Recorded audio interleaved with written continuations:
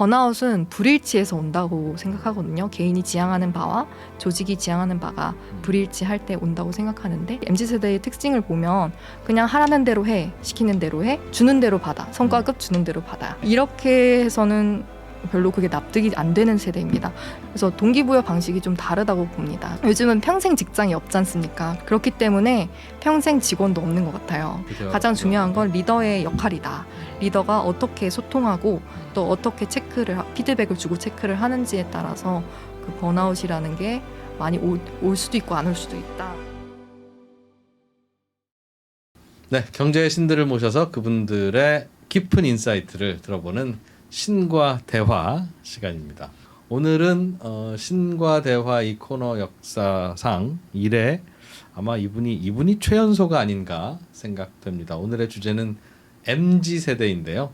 MZ세대에 대한 연구를 직접 하시고 최근에 또 책을 한 권 내셨는데 이분이 본인 스스로도 또 MZ세대이기도 한 그래서 저희가 얼마 전에 송길령 박사님과 MZ세대에 대해서 알아보는 콘텐츠를 3프로가 모두 출연을 해서 이야기를 했었는데 그 영상들을 많이 보시고 야 진짜 3프로 다 꼰대지만 2%가 특히 꼰대다. 어떻게 MZ세대를 저렇게 이해를 못하냐 하는 비판들이 댓글로 많이 쏟아졌습니다. 그래서 저희가 MZ세대와 2%를 직접 한번 붙여보자.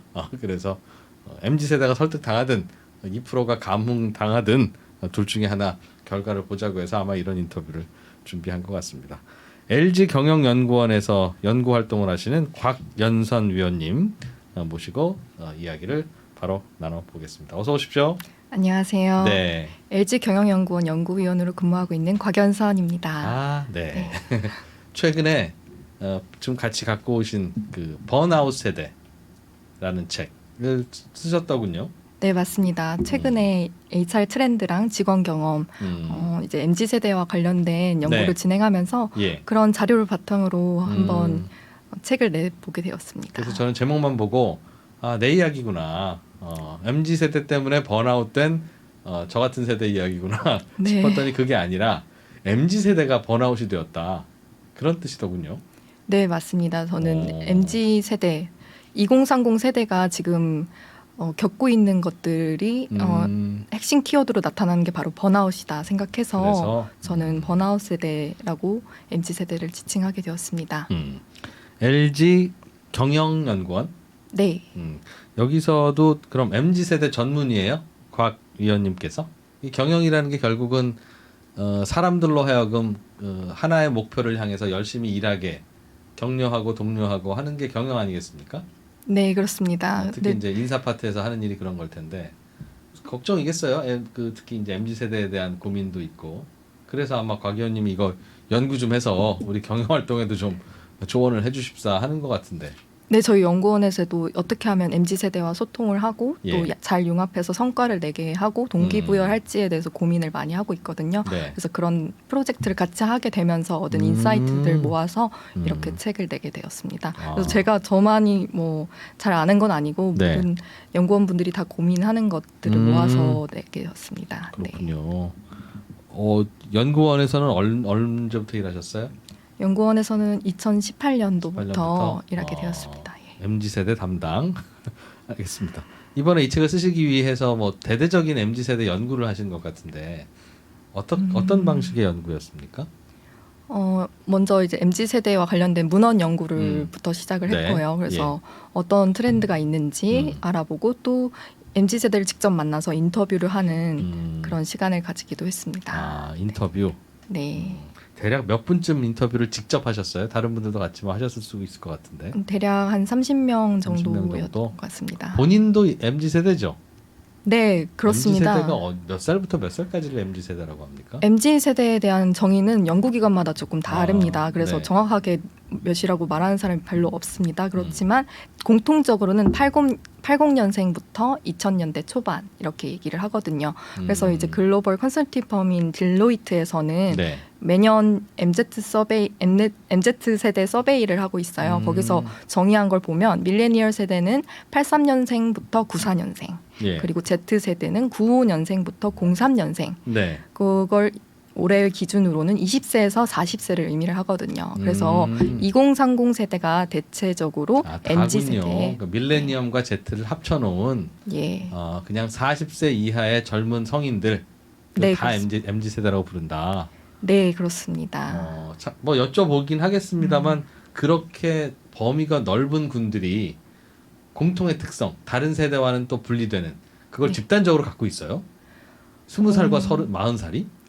그래서 저도 아까 MZ 세대라고 하긴 했지만 네. 제 개인이 모든 MZ 세대를 대표한다고 생각하지는 않습니다. 그 안에서도 다양성이 많겠군요. 네, 그래서 당연히. 이제 외국 연구 같은 걸 보면 밀레니얼 세대와 Z 세대를 명확히 구분해서 네. 그 특징을 얘기하는 경우도 있는데요. 음. 일반적으로 저희 국내에서는 MZ 세대를 같이 묶어서 네. 이야기하는 경우가 많은 것 같습니다. 뭐 그렇죠. 그래서 대개는 MZ 세대에 대한 각자의 인상과 생각은 다를 테고 뭐 극단적으로는 불쌍한 세대, 아주 극단적으로 또 이쪽에서 보면 뭐 버릇없는 세대, 각자가 표현하는 것은 다양할 수 있는데 번아웃 세대라고 정의와 규정을 하셨더군요. 네, MZ 세대를 MZ 번아웃 세대가. 세대로 규정을 했었는데 왜요? 이제 제가 처음에 이 책을 이렇게 번아웃 세대라고 짓게 된 어떤 한 사례가 있는데 제가 네. 대학생 멘토링을 하면서 알게 된 한 친구가 있어요. 그 친구는 제가 아는 친구 중에서 되게 외향적이고 네. 적극적인 친구였거든요. 요즘 이제 코로나로 인해서 취업 문이 더 어려워졌는데도 불구하고 원하는 기업에 좀 취업을 했었습니다. 작년 1월에요. 그런데도 불구하고 이제 회사에서 이제 어려움을 겪으면서 도움을 청할 곳도 없이 이제 점점 이제 번아웃이 돼서 결국에는 웃음기도 잃어가면서 이제 퇴직을 하게 됐어요. 6개월 만에. 회사 다니다가 그런데도 이제 이직할 곳을 알아보지 못하고 번아웃으로 퇴사하는 걸 보면서 제가 그 친구가 얼마나 밝은 친구고 또 얼마나 열심히 준비했다는 걸 알기 때문에 네. 되게 안타깝다고 생각했어요. 근데 이 한 사례뿐만이 아니라 제 주변 MZ 세대 친구들을 봐서도 번아웃으로 퇴사하는 사례가 한둘이 아니구나라는 걸 알게 됐고 그 동시에 제가 HR 트렌드 프로젝트를 하면서 이제 미국의 되퇴직 시대라든지 그 이후에 조용한 퇴직 그런 열풍이 있었거든요. 중국 청년들 사이에서도 21년도에는 탕핑족이라고 해서 드러누워서 아무것도 안 하겠다는 그런 현상이 나타났고 바이란이라고 해서 그보다 더 심한 자포자기 현상까지 나타나게 됐어요. 그래서 제가 이런 트렌드를 보면서 제 주변만의 일은 아니구나. 전 세계적으로 발생하고 있는 MZ세대들의 그런 현상이구나. 이런 퇴직과 자포자기 밑에는 번아웃이 주요 요인으로 나오고 있더라고요. 그게 최근 1, 2년 네. 사이에 코로나로 인한 특수한 케이스들이나 트렌드는 아니에요, 그게 저는 원래 뭐 있었다고 보지만 조금 더 심화됐다고 봅니다. 코로나를 거치면서 미국의 특히 대사직 같은 경우는 코로나 이후로 막 서로 직원들 서로 이제 내보냈다가 뽑는 과정에서 막 너도 나도 직장 바꾸고 직원 바꾸고 하는 과정에서 나타나는 그런 현상이었던 것 같고. 네, 그런 현상이라고 하기에는 거의 미국 근로자의 4분의 1에 해당할 정도로 4,100만 명이 2021년에 퇴사를 했거든요. 그게 그런 걸 젊은 보면 세대들이었어요, 주로. 주도했던 그런 세대는 MZ 세대라고 나와 있어요. 그렇기 때문에 뭐 코로나 때문만은 아니고 뭔가 제 생각에 지쳐 있거나 사표 던질 만한 이유가 쌓여 있는 것 같다. 일단 과로로 지쳐 있는 것도 있고 이제 코로나를 겪으면서 뭔가 삶과 일에 대해서 좀 다시 생각해보는 계기가 됐던 것 같기도 해요. 그래서 일에 올인하는 그런 문화에 대해서 어떻게 보면 저항하는 것일 수도 있고 번아웃으로부터 자기를 지키기 위해서 그렇게 하는 것일 수도 있고요. 네. 실제로도 그 번아웃 때문에 또는 어떤 원인이었는지는 모르지만 퇴사를 하는 비율이 그러니까 예전에 비해서 과거 100년에도 회사원은 있었으니까요. 19세기에도 있었고 20세기에도 있었고 요즘이 특히 더 많습니까? 번아웃을 경험하는 비중은 높아지고 있고 그로 인한 퇴직도 늘어나고 있는 추세입니다. 그래요? 네. 통계가 뭐 매년 그것 때문에 작성하지는 않았겠으나 실제로도 이건 최근의 어떤 트렌드나 문제로 보여진다.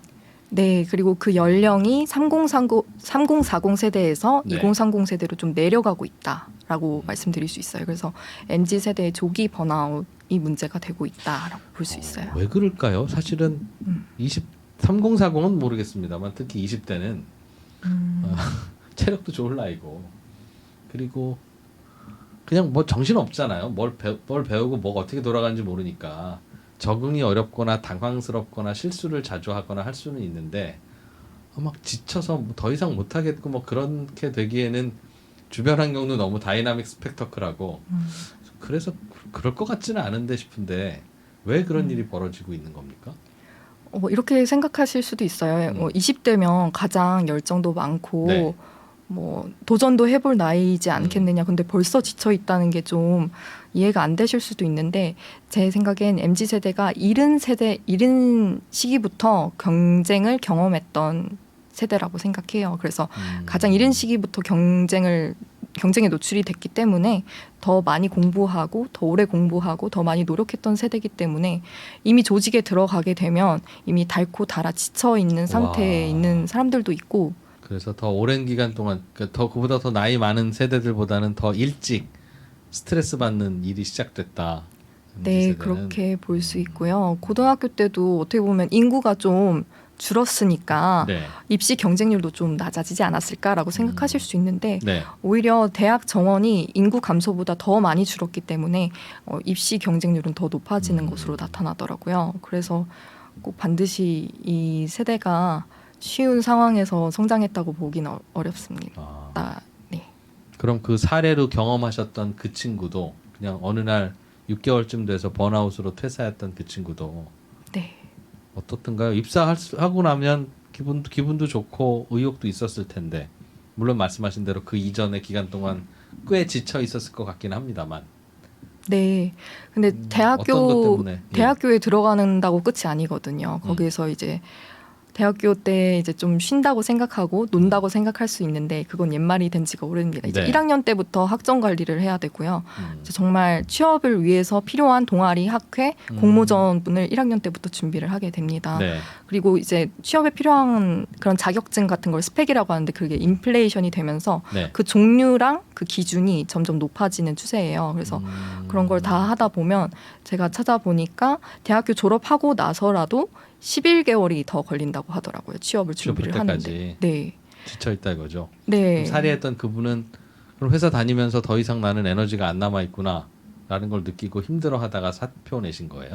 그보다는 처음에는 되게 열정적으로 일하다가 이제 조직 내에서 어떤 불합리함을 겪으면서 예를 들면 예를 들어 뭐 상사의 권위적인 행동이라든지 뭐 좀 배려 없는 그런 발언이라든지 이런 걸로 좌절을 많이 겪은 거죠. 왜냐하면 굉장히 많은 준비를 해왔어요. 뭐 예를 들어 인턴도 금턴이라고 할 정도로 인턴 자리를 얻는 것조차도 너무 어려운 그럼요. 시대에서 그게 부모들 경쟁이죠 요즘엔. 네, 인턴도 어렵게 취직을 했으니까 저는 그 친구들이 오히려 더 높은 기준을 갖고 조직을 이렇게 설렘을 갖고 오는데 네.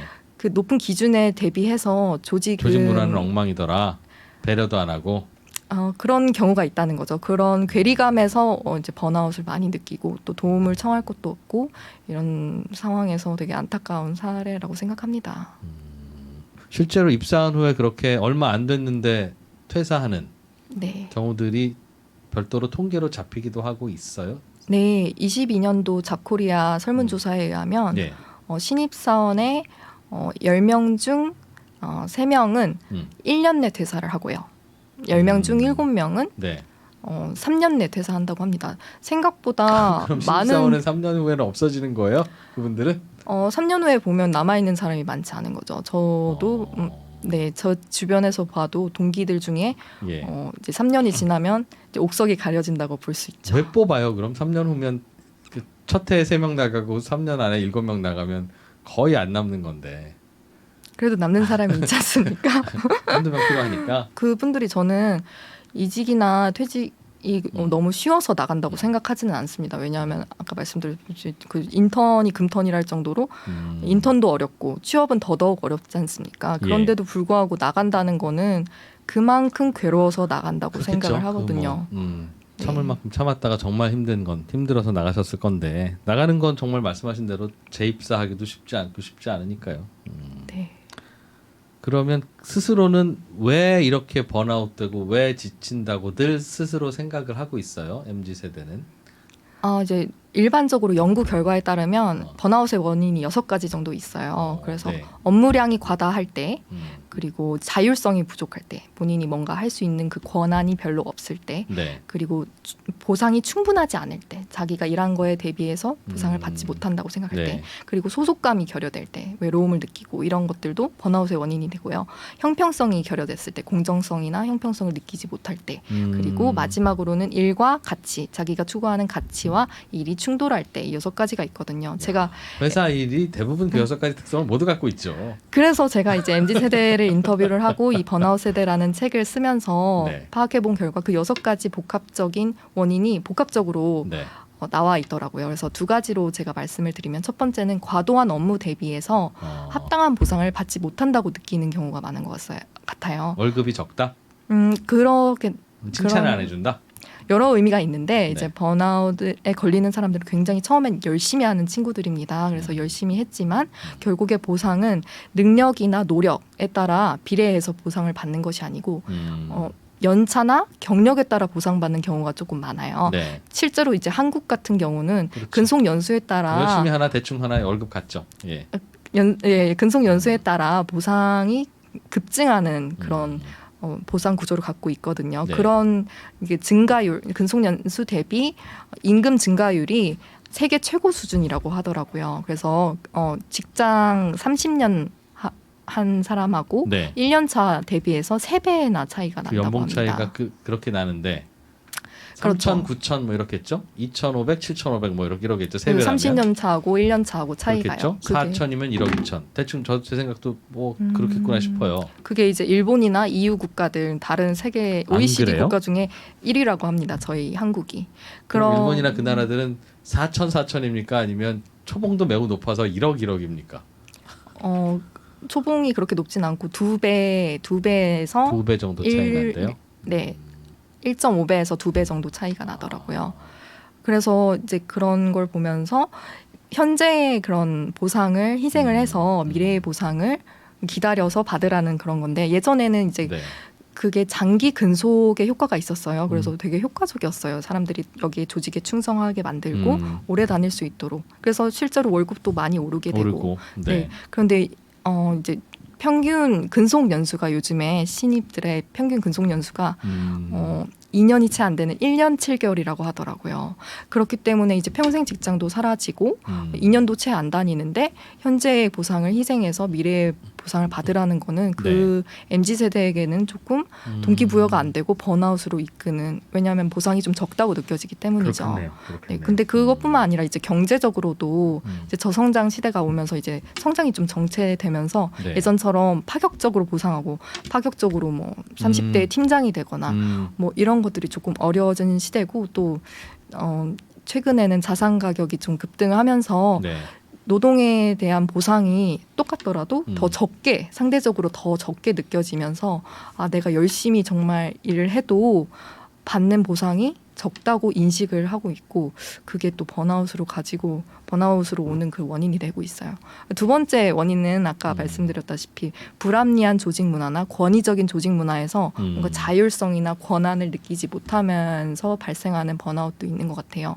안타깝게도 저기 한국 그 리더십 스타일에는 권위주의적인 리더십이 좀 많은 편입니다. LG 경영연구원은 어떻습니까?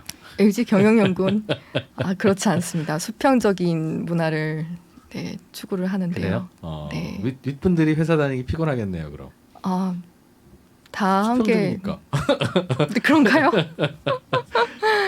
그런 권위적인 조직 문화에서는 왜라고 물어보는 게 굉장히 어렵을 정도로 그렇죠. 경직된 그렇죠. 그런 분위기가 있고, 시키는 대로 해라고 그런 약간 일방적인 그런 일하는 방식, 그리고 신입인데 뭘 알겠어라고 하면서 의견을 묵살하거나 그런 자율성이나 권한을 주지 않는 그런 모습에서 네. 사실 되게 주도적으로 스펙도 쌓아오고 커리어도 선택을 해보고 하는데도 여기 와서는 정말 옴짝달싹 못할 정도의 그 자율성이 없는 그런 괴리감을 느끼면서 또 번아웃이 되는 것 같습니다. 그래서 아까 말씀드렸다시피 과도한 업무 대비에 보상이 적다는 느낌, 그리고 이런 불합리한 조직 문화나 권위적인 조직 문화에서 느끼는 자율성의 상실, 이런 거에서 MZ세대가 주로 번아웃을 느끼는 것으로 나타났습니다. 번아웃에 대해서 얘기해 주시니까 저도 탁 뒤통수를 맞은 것 같은 느낌이 드는 게 기성세대들은 아유 우리는 더 힘들고 우리도 다 그렇게 했어요. 뭐 신입사원 하는 일이 뭐 우리라고 안 해본 줄 아나? 라고 이야기를 하나 학번으로 치면 이제 90년대 초반 학번 이전에 80년대 학번 등등 나이로 치면 50세보다 지금 나이 더 드신 분들은 학창 시절에는 열심히 공부한 건 비슷하지만 대학교 1, 2, 3, 4학년 때는 대체로 놀았거든요. 물론 더 어려운 암울한 시기도 있으니까 뭐 학생 운동도 하고 했습니다만 그게 막 그쪽 입시 스트레스하고는 좀 다른 거라서 그래서 그분들은 그렇게 한번 뭔가 그러니까 베이케이션을 가졌었구나. 그런데 MZ 세대는 생각해보니 그게 없었네 하는 생각이 들기는 하네요. 그때 한번 뭔가 이렇게 리셋을 하면 다시 그때부터 이제 카운트다운을 할 수 있었던 건데 MZ 세대는 뭐 25살, 26살까지 한 번도 쉬어본 적은 없겠구나 하는 생각이 듭니다. 그거는 우리 세대랑 다르구나라는 생각을 해야 되겠다는 생각은 드네요. 네, 그래서 그런지 이제 신입사원 평균 연령도 네. 98년도 IMF 시절에는 25살에 불과했고 예. 08년도 경제 위기, 금융 위기 때는 27세. 그런데 지금은 몇 세인지 아십니까? 요즘 신입사원 평균 연령이요? 네. 27살이면 대학원 졸업하고 그 정도 아닙니까? 27세? 근데 이 98년도 대비 6살이나 늘은 31살이라고 합니다. 왜 31살일까 생각을 해보면 대학을 졸업하고 나서라도 1년간 취업을 준비를 하고 50개에서 100개 정도 지원서를 넣더라도 한 자릿수의 그런 서류 합격률을 보이고 있거든요. 그렇기 때문에 인턴하고 다시 쉬고 또 인턴하고 하다가 겨우 신입사원 되는 거예요, 그럼? 네, 겨우 하다 보니까 이제 10명 중에 7명의 취준생은 그냥 취업을 포기하겠다 할 정도로 정말 취업이 어렵습니다. 그렇게 와. 포기하지 않고 취업을 해서 들어갔는데 야, 신입사원 되면 그냥 2달 방학 줘야 되는 거군요, 그러면. 내일부터 그렇죠. 출근하게가 아니라. 근데 이제 거기서도 또 겪는 좌절이 있기 때문에 또 더 어려움을 많이 겪고 있는 것 같습니다. 와. 30살인데 신입사원인데 한 번도 못 쉬었다. 네. 알겠습니다. 보통 이제 이 정도까지 이야기가 진행되면 아유 어렵겠습니다. 어떻게 하면 좋죠? 하는 분도 있고 또 이제 그보다 더 이제 윗세대로 가면 아유 우리 때도 더 힘들고 우리 때는 더 자율이 없었어. 뭐 나는 1년 내내 복사만 했어요. 지금은 사장이지만 그럼 복사는 누가 합니까? 그럼 뭐 인공지능이 가서 해줍니까? 아니면 사장인 내가 가서 같이 복사할까요? 그 다 그렇게 일 나눠서 하는 겁니다. 그 왜 그 유별나게 그러세요? 라는 반론 내지는 그런 반응도 있을 텐데 거기에 대해서는 어떻게 생각합니까? 그렇게 생각하실 수도 있을 것 같아요. 왜냐하면은 기성세대가 겪어왔던 것들을 보면 정말 밤새 야근하고 뭐 밤마다 회식하고 뭐 잡무도 다 도맡아서 하고 그런 네. 걸 다 감내했던 사람들인데 지금 들어온 MZ세대들은 조금만 힘들어도 퇴직한다고 하고 뭐 불평 불만을 내놓는 것 같아서 좀 되게 나약하다, 게으르다, 그리고 참을성 없다라고 생각하실 수도 있을 것 같아요. 근데 저희가 생각하기에는 조금 단순한 해석일 수도 있을 것 같아요. 그렇게 그렇겠죠. 생각하는 네. 것은 왜냐하면 MZ세대가 어떤 상황에 처했는지 그 배경에 대한 이해 없이 그냥 개인을 탓하고 쟤는 되게 버릇이 없다 이렇게 생각하는 거는 좀 한쪽만 바라본 건 아닌가. 그 상황을 조금만 더 전해주세요. 당연히 뭐 그런 그냥 나약하고 그냥 게으르다면 일부 소수가 그랬겠죠. 어떻게 집단적으로 나약하고 게으를 수 있겠어요, 사람이? 참는 것이 답이 아니다. 라고 생각하는 사람들도 있습니다. 예. 그게 무슨 말이냐면 예전에는 그렇게 불합리한 것도 견디고 뭐 조직에 충성하고 개인을 희생하는 것이 되게 당연했던 시대였습니다. 그래서 그런 것들이 어떻게 보면 충분히 보상받았다고 저는 보여요. 그때 그런 조직에 희생함으로써 월급도 당연히 오르고 뭐 승진도 하고 집도 사고 뭐 결혼도 하고가 가능했지만 요즘 같은 시대에는 조직이 개인의 미래를 보장해주지 못한다는 생각을 하고 있고 평생 직장도 없어진 상황에서 무조건적으로 조직에 충성하고 모든 것들을 다 도맡아서 하는 것들이 개인 MZ세대 입장에서는 그게 설명이 안 되는 합리적인 선택이 아니라고 생각할 수가 있어요. 그렇기 때문에 오히려 그냥 개인의 삶을 지키자. 일로부터 번아웃으로부터 자기를 지키자. 그래서 내 커리어를 쌓아가는 거에 예. 성장 발전 기회를 찾는 거에 더 집중을 하는 거죠. 그렇기 때문에 뭐 일에서 발생하는 뭐 인간관계라든지 이런 것들을 좀 축소를 해서 뭐 고기를 굽지 않는다는 것도 막 이렇게 비판을 하시던데 저는 고기를 굽지 않는 거. 저는 요즘 세대가 고기를 굽지 않는 그렇게 거. 뭐 고기야 뭐 누가 구우면 어때? 잘 굽는 사람이 굽는 게 맞죠. 결국에 개인의 가치관, 그러니까 MZ 세대의 가치관이 변하고 있는데 시대에 따라 MZ 세대의 가치관이 변하고 있는데 조직의 관행이나 그런 해왔던 것들은 그렇게 빨리 변하지 않음으로써 나타나는 그런 불일치나 충돌에서 온다고 생각을 해요. 그래서 시대에 맞게 MZ 세대는 변했는데 조직은 변하지 않기 때문에 그랬던 거 아닐까. 그래서 이 MZ 세대의 특징을 보면 그냥 하라는 대로 해, 시키는 대로 해, 아니면 뭐 주는 대로 받아, 성과급 주는 대로 받아. 회사에서 주는 거니까 네. 이렇게 해서는 별로 그게 납득이 안 되는 세대입니다. 요즘은 이제 임원 사이에서도 대기업 임원 사이에서도 삼요주의보라는 게 있는데 네. 왜요, 이걸요, 제가요가 있습니다. 그래서 이런 것들이 권위에 대한 도전이 아니고 실제로 정말 이걸 왜 해야 되는지 이 업무가 구체적으로 어떤 내용인지 목적인지도 설명을 해줘야 되고 네. 그리고 이걸 제가요, 그러니까 제가 왜 해야 되는지 많은 그 구성원들 사이에서 그런 것도 일일이 설명을 해주는 것이 납득이 가능한 것이고 그래야 동기부여가 되는 거라는 거죠. 그 사람들이 이상한 게 아니고 이런 배경 아래서 뭐 당연한 걸 지금까지는 당연했다고 생각했던 거를 당연하게 여기는 세대는 아닌 것 같습니다. 그게 맞아요. 그게 이제 익숙하지 않은 대사이다 보니까 그러면 하지 않겠다는 뜻입니까? 라는 반론으로 또 이어지는데 알려주면 하겠는데 알고 하고 싶다는 말씀인 거죠. 그러니까. 뭐 미리 정의된 뭐 일이 있다든지 뭐 구체적으로 어떻게 하면 될지 뭐 이런 것들을 그냥 애매모호하게 이거 그냥 해가 아니고 피드백을 해주면 그 배경과 이 일은 의미를 어떤 성격의 일이고 왜 해야 하는데 지금 많은 분들 중에 바로 당신한테 시키는 이유는 이렇기 때문이다. 뭐 이런 강점이 있어서입니다라고 얘기를 해주는 것이 그 친구가 더 열심히 동기부여해서 일을 할 수 있는 그런 방법인 거죠. 그래서 동기부여 방식이 좀 다르다고 봅니다. 그래서 무조건 그냥 시키는 게 아니고 네, 납득을 시켜줘야 하는 거죠. 근데 대개는 일을 그렇게 맡기는 이유 중에는 여러 가지가 있어요. 실제로는 뭐 여러 이유 중에는 늘 그런 건 아니지만 매우 쉽게 할 수 있는 일이고 별로 필요는 없는 일인데 자꾸 일에서 실수를 하고 계시니 성공 사례를 만들어주고 칭찬할 수 있는 계기를 주기 위해서 그냥 드리는 일도 있어요. 그렇다면 그런 일의 취지를 얘기해 주면 더 좋지 않을까요? 그런데 그런 네. 일의 취지를 이야기하고 하면 그 일의 취지가 무산되는 거잖아요. 사실은 당신이 매일 실수하는 것 같아서 실수 안 하는 일 그냥 한번 해보라고 그렇게 하려고 그러는 거야. 그거는 그 취지를 이야기하는 순간 그 취지가 아예 없어지는 일이 되죠. 은근히 칭찬 한번 해주려고 그냥 필요 없는 일인데 시켜본 거야는 아니 내가 무슨 뭐 그 사람 무시하시죠? 라는 반응이 올 수 있잖아요. 당연히. 그러니까 여러 이유가 있을 수 있고 사실은 근데 뭐 충분히 이해는 할 수 있습니다. 당연히 일을 시켜본 경험이 없다면 일을 시킬 때 여러 이유가 있구나라는 걸 미리 알 수는 없으니까요. 네. 근데 과거에는 이제 그런 커뮤니케이션 없이 그냥 하라는 대로 하고 그랬는데 최근에는 그 하나하나가 이제 이유를 설명하고 넘어가는 필요가 있다.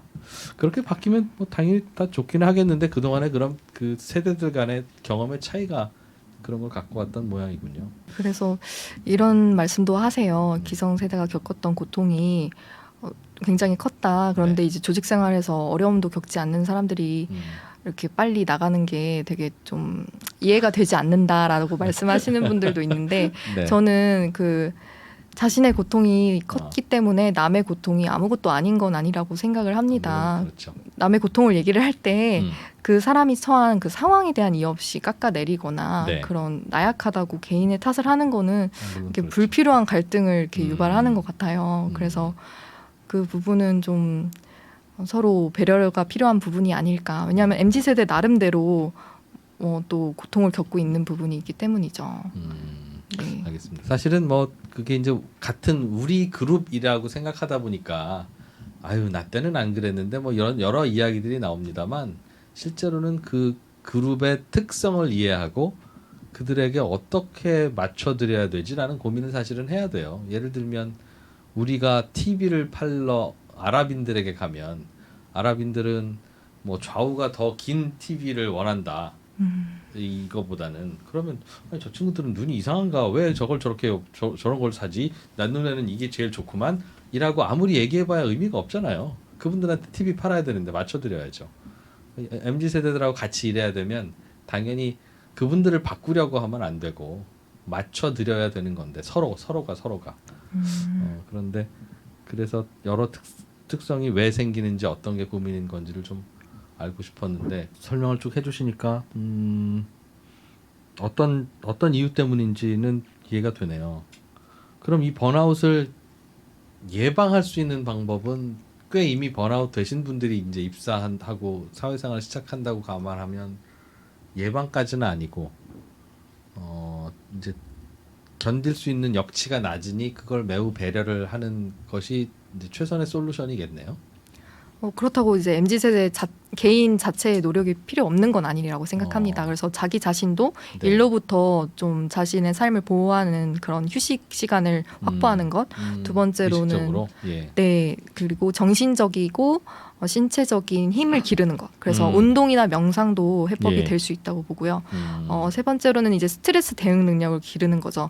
그래서 상담을 한다든지 이제 중요한 사람들과 뭐 대화를 나눔으로써 이제 어려움을 좀 해소를 하는 방법이 있는데 뭐 이런 것들이 종합돼서 요즘 MZ 세대들 사이에서는 미라클 모닝 갓생 살기라고 해가지고 바람직한 것들 뭐 명상, 운동, 독서 예. 뭐 이런 것들을 하나의 루틴으로 만들어서 매일매일 실천하는 그런 것들을 미라클 모닝이라고 하거든요. 아침에 한다고 해서. 그러면 정신 건강에도 도움이 되고. 어떻게 보면은 이제 개인의 삶에서 통제력과 자율성을 좀 회복할 수 있는 그런 거라고 볼 수는 있는데 제 생각에는 그것만 한다고 해서 직장 내에서 겪는 번아웃이 완전히 해결될 수는 없다고 보여요. 왜냐하면 일상의 대부분의 시간을 보내는 건 결국엔 직장이잖아요. 직장에서 발생하는 번아웃 요인들이 있을 텐데 그게 만약에 해결이 되지 않고 개인적으로만 그걸 해결한다면 궁극적으로 그러니까 근본적으로 해결은 되지 않을 거라고 보고 MZ 세대 자체가 뭐 일의 구조를 바꾼다든지 네. 일의 종류를 바꾼다든지 아니면 제도를 바꾼다는 그런 권한이 없는 경우가 많아요. 그렇기 때문에 개인 차원보다는 조직 차원에서 만약에 조직적으로 집단적으로 발생하는 번아웃의 경우에는 그렇게 좀 조직 차원에서 좀 나서야 된다고 생각을 합니다. 야, 치유가 쉽지는 않겠네요, 정말. 사실 쉽지가 않습니다. 왜냐하면 개인별로 뭐 다 조직별로 번아웃 요인이 좀 다를 수도 있고요. 또 네. 그리고 그게 한 순간에 해결이 된다면 이미 해결이 됐겠죠. 네. 그 MZ 세대를 접하는 기성 세대들도 눈치를 많이 보는 거는 아시죠? 그렇다고 들으셨죠? 네. 그리고 아마도 그러니까 이런 거 연구 좀 해주세요, 위원님. 이런 요청도 아마 LG에서도 하는 거고 다른 회사에서도 하는 걸 텐데 그들은 뭘 어떻게 좀 하면 좋겠습니까? 그러니까 잘 소통할 수 있는 방법. 사람인데 설마 소통이 안 되겠어요? 서로 이제 마음의 벽 닫고 있으니까 서로 다 눈 홀기다가 이상한 결과가 나오는 건데.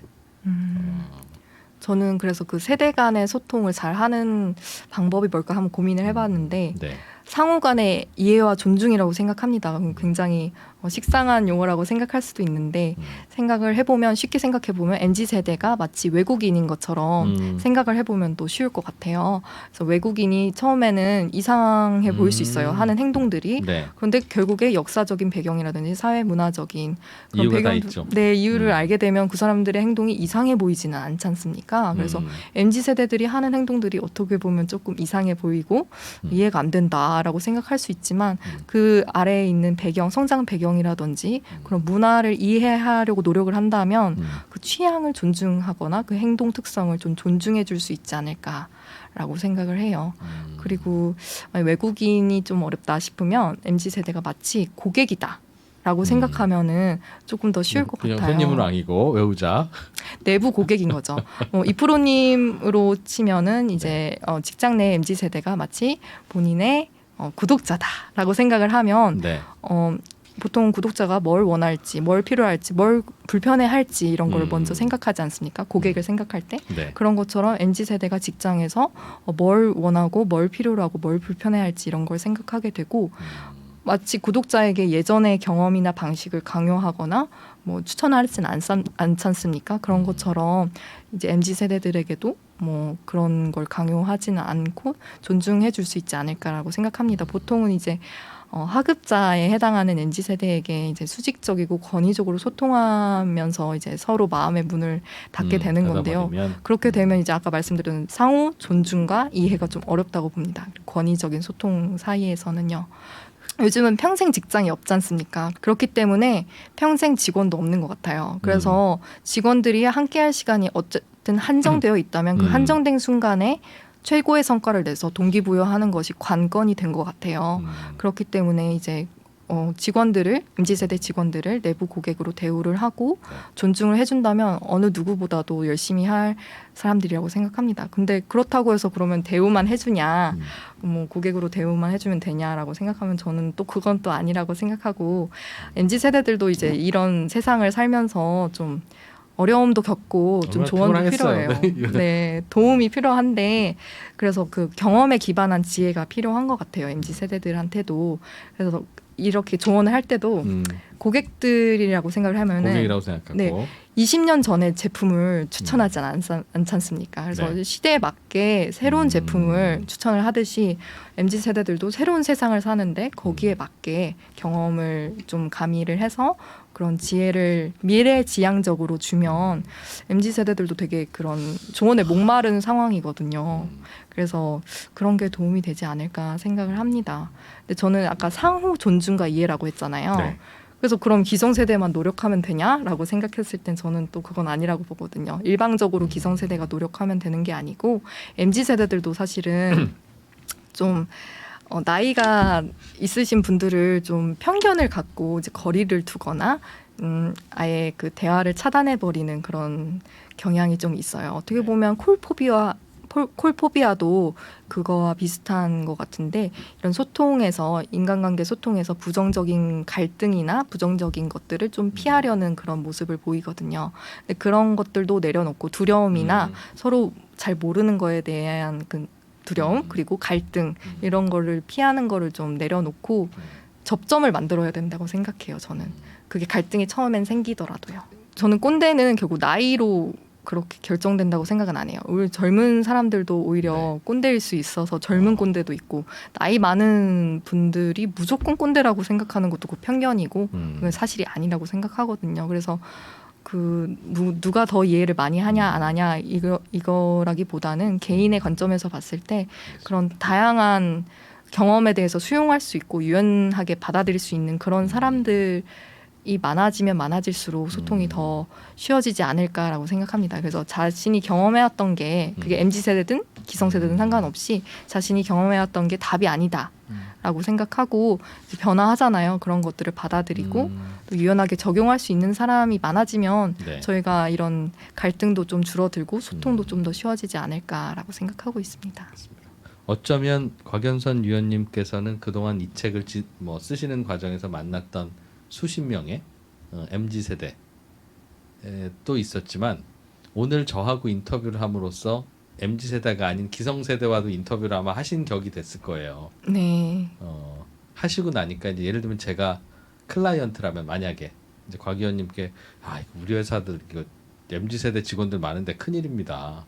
제가 대표이사인데 예를 들면 어떻게 해야 되는지 모르겠습니다. 라고 하면서 오늘 대화를 했다고 가정하면 대충 제가 이제 어떤 캐릭터라는 것도 대강 들어오셨잖아요. 네. 당신은 뭘 좀 어떻게 하면 된다라는 조언과 솔루션을 주시겠습니까?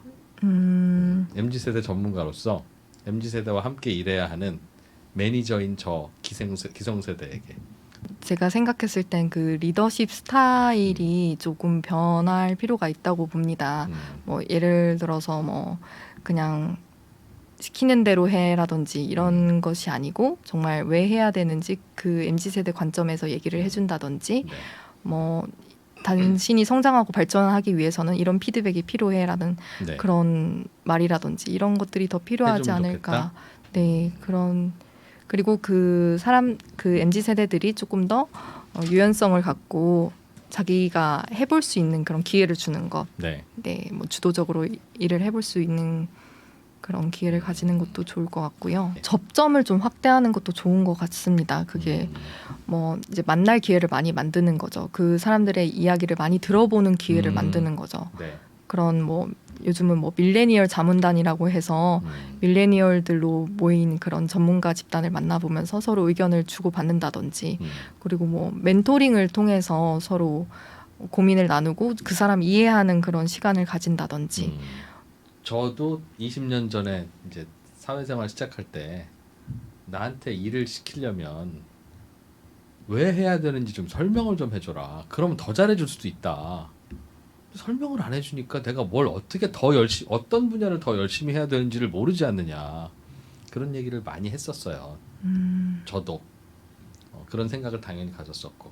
저는 그 뭐 낀 세대가 네. 사실은 뭐 위에서 그냥 시키는 대로 하는데 어떻게 MZ 세대에게는 그렇게 설명을 일을 설명을 해드립니까? 해줄 수 있겠는가라는 네. 그런 의문이 드실 수 있다는 건데 어쨌든 일에는 의미가 있다고 보고 그 MZ 세대에게는 그 어떤 의미가 있는지를 만들어 줄 수도 있다고 생각을 해요. 지금 같은 경우는 어떤 상황에서 이런 배경이 있고 실제 배경이 있긴 있거든요. 아예 없진 않아요. 그래서 있어요, 맞아요. 네, 그 만약에 그걸 잘 모르겠다 하면은 뭐 대략적으로라도 설명해 줄 수 있다고 봐요. 왜냐하면 MZ 세대 같은 경우는 신입사원 같은 경우는 아예 배경 지식이 아예 없는 경우도 있고 원래 이렇다라는 것도 잘 모를 수가 있어요. 그렇기 때문에 원래 직장 생활은 이렇다라고 차라리 말을 해주던지 아니면 이런 배경이 있어서 대표님이 이런 걸 시켰다.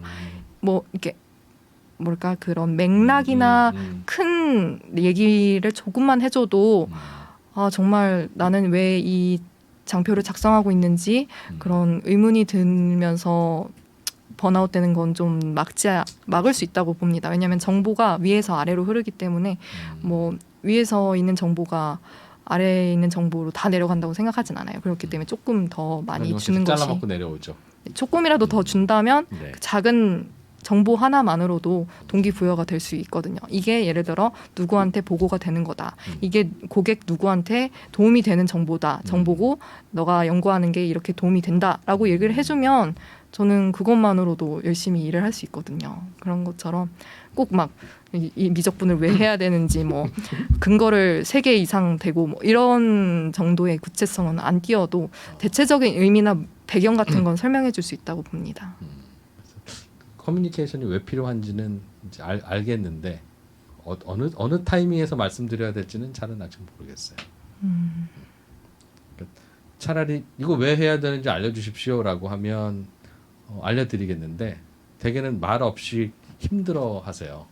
제가 접하는 MZ 세대의 직원분들은 아니 왜 내가 왜 이거를 구워야 됩니까? 라고 하면 아이 미안합니다. 제가 굽겠습니다. 라고 할 텐데 저도 무의식간에 고기를 못 굽고 있는데 누구 하나가 고기를 굽고 있는데 그분은 그냥 말 없이 굽고 나서 사표 내고 나가시는 좀 말을 좀 하지 좀 그런 타이밍을 찾기가 좀 어려운 것 같기는 합니다. 네, 사실 조언을 해주십시오. 조언이요. 그래서 MZ 세대들도 사실 말없이 나간다고 했는데 처음부터 원래 그 사람들이 말이 없어진 건 아니라고 생각해요. 처음에 열정적으로 일하다가 어느 순간 뭔가 좌절을 겪게 되고 그거를 바꿔보려고 조직에 얘기도 해보고 개선시키려고 노력도 해보는데 점점 거절의 경험이라든지 부정적 경험이 쌓이면서 아 이제 회사에서 이렇게 하는 거는 뭐 다 그런 거지 회사가 다 그렇지 뭐라고 하면서 냉소주의로 변경이 되고 이제 나중에는 그 냉소주의를 넘어서 이제 무력감 아 이거 말해도 안 돼라는 생각 때문에 아 이제 입을 닫아버리거나 이제 이해시키거나 변화시키려는 노력을 아예 포기하는 자포자기 상태로 가고 아까 결국에는 조용한 퇴직처럼 그냥 일이나 인간관계에서 이제 무관심 그러니까 뭐 무심한 거죠 무심한 채로 남아버리고 그다음 단계는 사실 이직이나 퇴직을 마음속으로 계속 생각하는 단계까지 가는 것 같아요. 그래서 그런 단계로 봤을 때 처음에 열정적이었을 때 그런 친구들이 더 동기부여될 수 있도록 많이 얘기를 해주고 이미 아까 얘기도 없이 나가버렸다는 건 이미 좀 많이 진행된 단계거든요. 그래서 잘 관찰해야 되는군요. 네 관심을 더 갖고 그렇게 되면 뭐 업무의 열정도 많이 식어져 버린 상태이기 때문에 침묵을 하고 입을 닫아버리는 경우는 네. 꽤 오랜 시간 동안 이 MZ 세대 이야기를 해주셨는데 혹시 책에 담겨 있는 내용 중에 전하시고 싶은 이야기가 또 혹시 있으시면 얘기해 주세요. 사실 뭐 MZ 세대가 모두가 번아웃에 걸리는 건 아니거든요.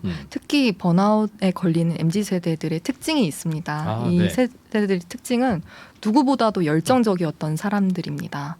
그래서 어떻게 보면 고성과자일 수 있고 핵심 인재들일 수도 있어요. 그리고 또 한 가지 특성은 누구보다도 높은 기준을 갖고 있는 완벽주의적인 성향이 강한 사람들입니다.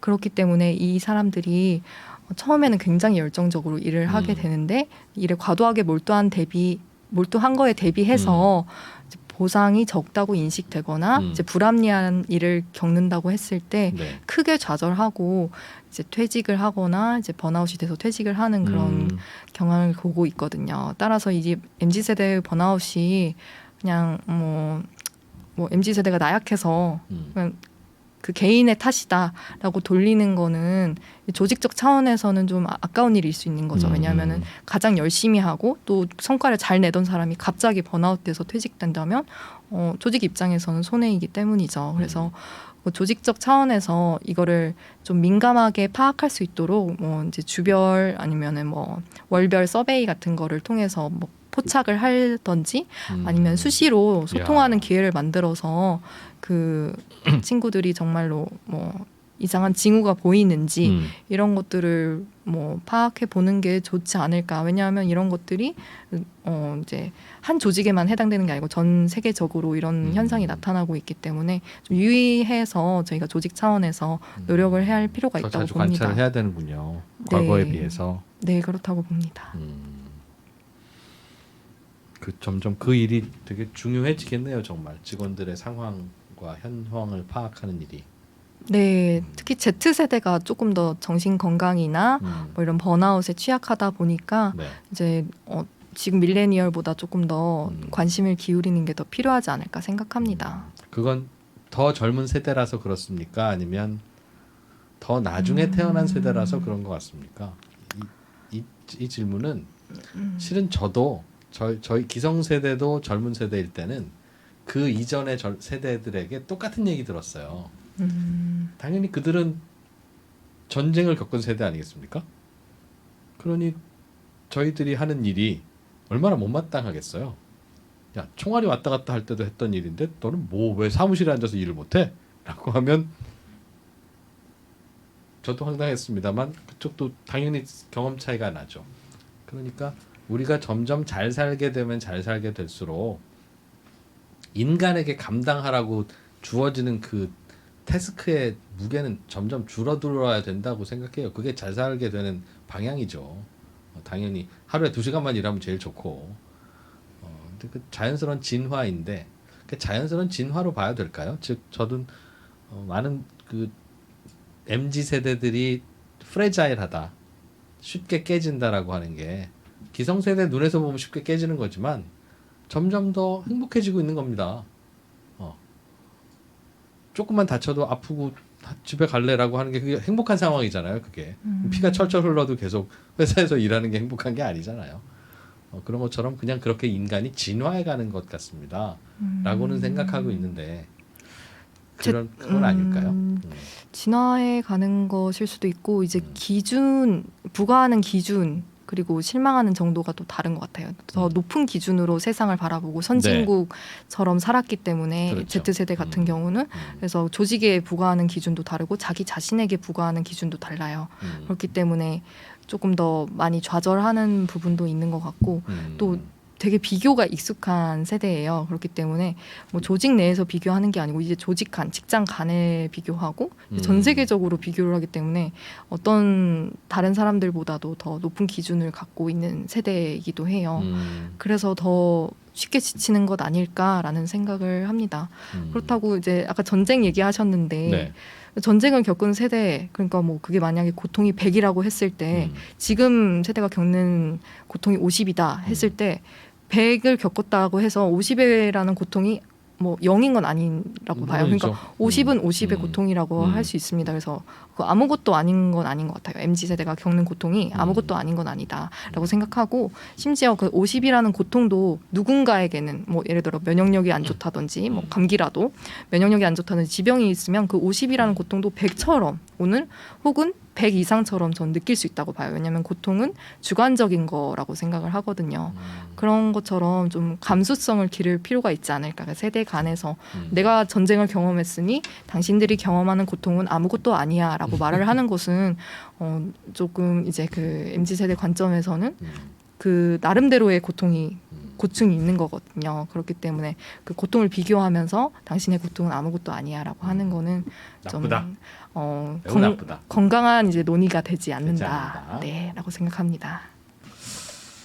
자, 뭐 대체로 원인에 대한 이야기도 좀 해본 것 같고, 세대별로 이제 번아웃의 정도가 다를 수 있으니까, 그리고 실제로 아마 현장에서 느끼는 바들은 다 있을 겁니다. MZ 세대들도 그렇지, 되게 힘들어, 맞아. 아니면 기성 세대들도 맞아, 우리 회사 MZ 세대들 저래라고 느끼셨을 텐데, 이거 그럼 솔루션을 어떤 게 있을까요?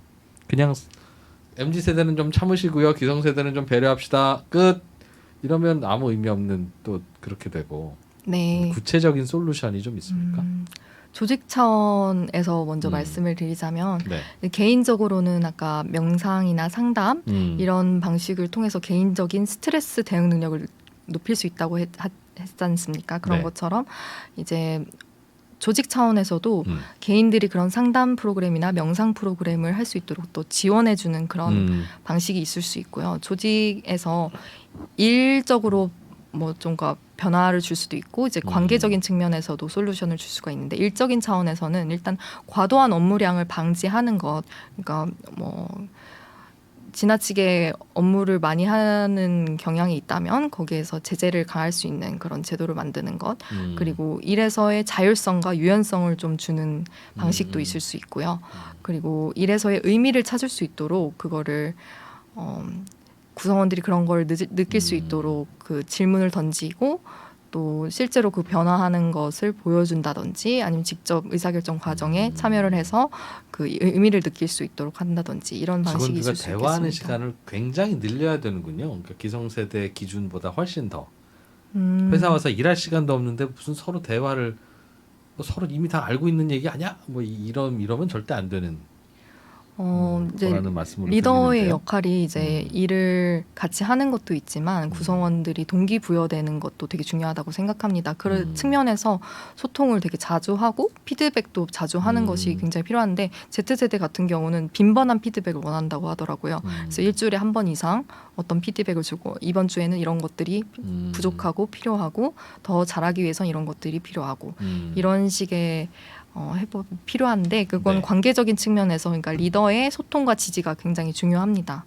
그리고 이제 소속감을 강화시킨다든지, 아니면은 직장 내 괴롭힘 같은 독성적인 조직 행동이 있습니다. 그런 것들을 막는 것도 이제 번아웃을 해결하는 한 가지 방법으로 제가 책에서 제시를 했는데, 박 의원님이 예를 들면 팀장이나 리더라면 그런 대화를 일주일에 한 번쯤 할 때 네. 어떤 질문을 좀 하시겠어요? 이번 주에 했던 일에 대해서 서로 얘기를 하고, 이번 주에 어떤 뭐 것이 했던 일이 힘들었는지, 어떤 것을 더 도와주면 좋을지, 그리고 앞으로 이런 일을 해야 되는데 어떤 것들을 뭐 더 필요로 할지, 그러니까 자원을 제공을 해주는 거죠.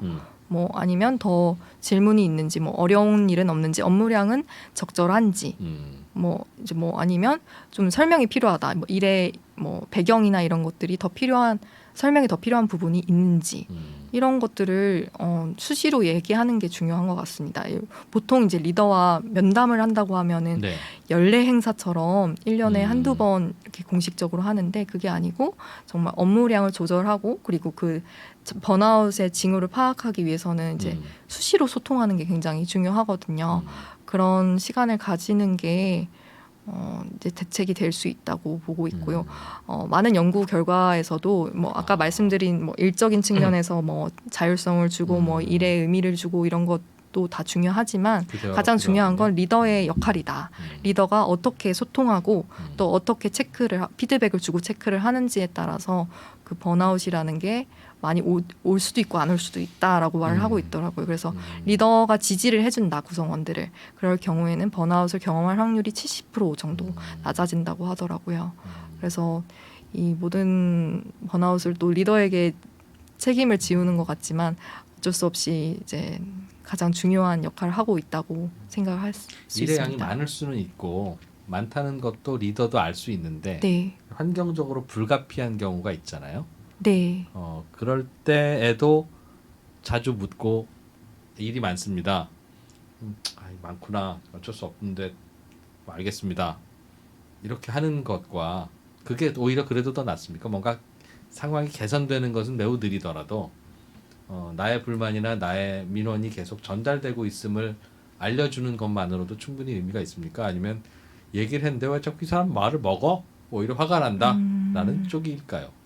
근데 뭐 리더가 예를 들어 업무량이 너무 많아요. 근데 맞는데 그냥 시키는 대로 해.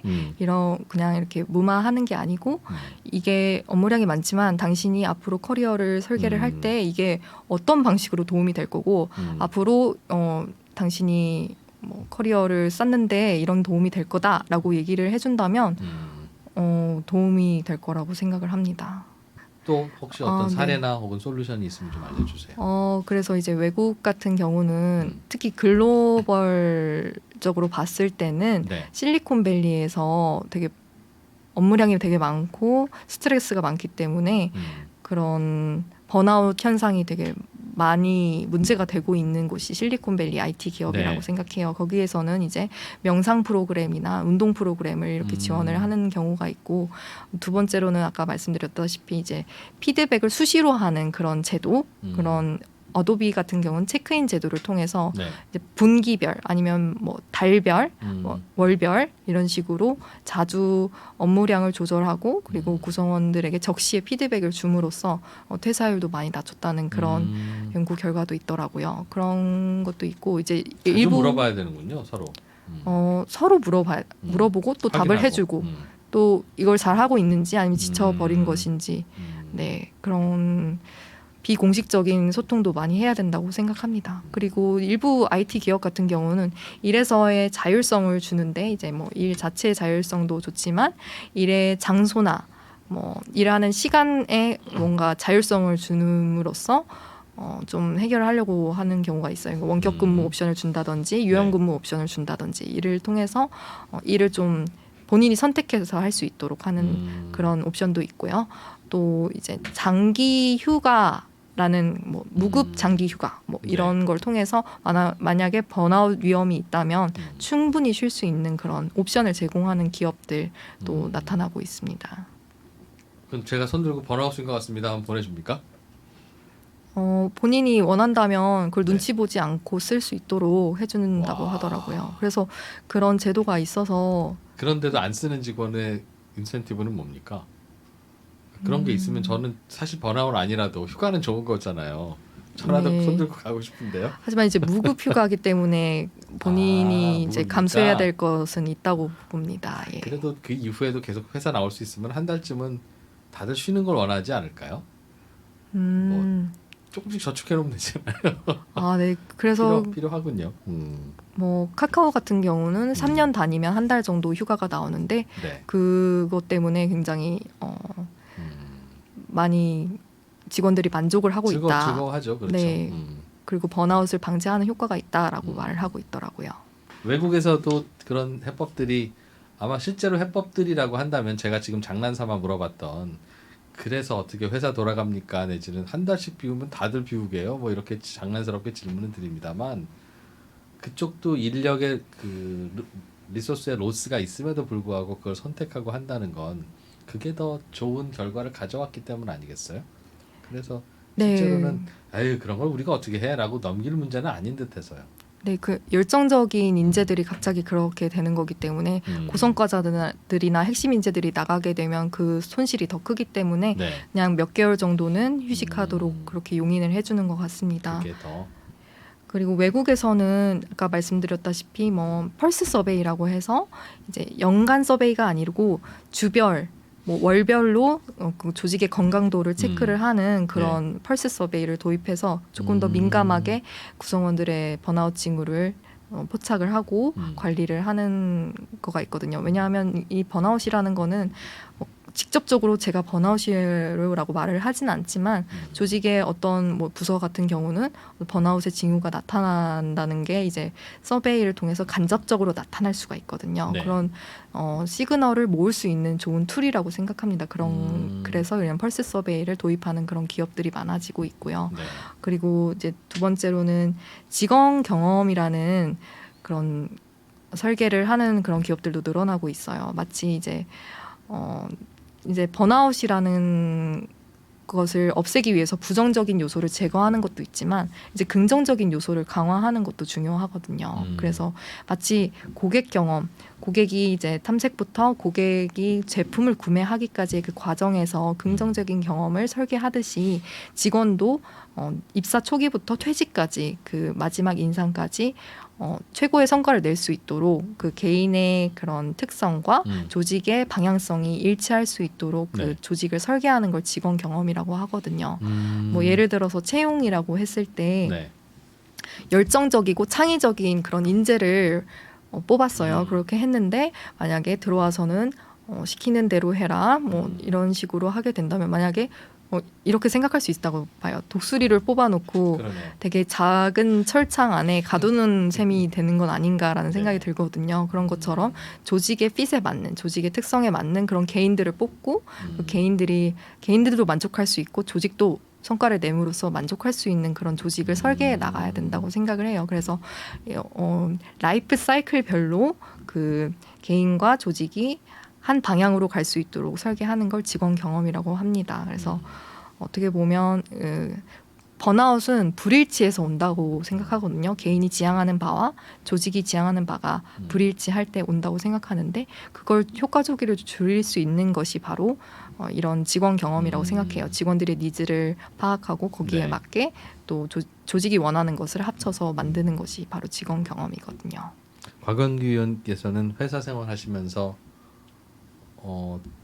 번아웃의 위기 내지는 뭐 그럴 때가 있었어요. 그리고 그걸 어떻게 혹은 뭐 조직의 힘에서 극복한 부분이 있습니까? 아니면 개인적으로 궁금해서 여쭙습니다.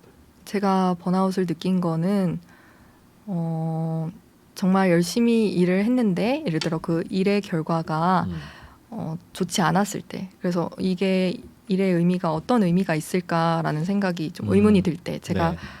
예를 들어 밤새 프로젝트를 진행했는데 그게 보고가 되지 않았을 때 이런 때 좀 회의감과 번아웃을 느끼긴 했거든요. 네.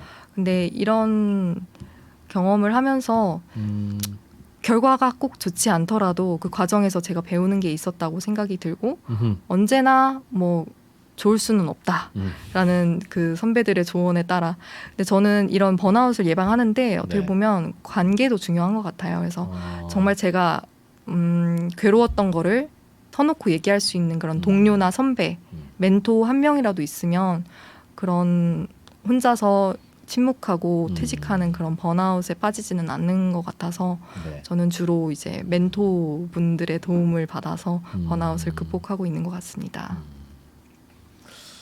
그렇군요. 누구나 겪게 될 수도 있는 번아웃. MZ 세대와의 소통이 잘 안 되고 있다면 아마 MZ 세대가 슬슬 번아웃에 빠져 있을 수도 있고 생각보다 번아웃에 예민한 세대라는 점을 받아들이고 접근을 좀 해줘야 된다는 이야기. 여러 가지를 아마 각자 처한 환경에 따라서 다양한 것을 느낄 수 있을 거라고 생각합니다. 예. 그리 두껍지는 않은 책이지만 재미있는 내용이 담겨 있는 번아웃 세대의 저자 LG경제연구원의 곽연선 연구위원과 긴 시간 인터뷰 나눠봤네요. 후속작도 준비를 하고 계십니까? 이번 책 쓰시고 나서 이런 걸 좀 더 연구하든가 해봐야 되겠다 하는 것도 이제 생기셨을 것 같은데. 네, 후속작으로는 이제 리더와 관련된 책을 쓰고 싶은데 기성세대 까기 이제. 아, 그건 아니고요. 이제 어떻게 하면 좋은 리더가 될 수 있을지에 대해서 한번 고민을 해보려고 합니다. 그러네요. 이제 새로운 시대에 맞춰서 그렇죠. 말입니다. 저 세대에 대한 분석이 있다면 또 그들을 어떻게 또 치열업하고 해야 되는지는 또 고민거리니까요. 네. 알겠습니다. 그 책이 나오면 한 번 더 모셔서 이제 리더는 어떻게 해야 되는지 또 얘기도 들어보죠. LG경제연구원의 곽연선 연구위원과 함께했습니다. 오늘 고맙습니다. 네, 감사합니다.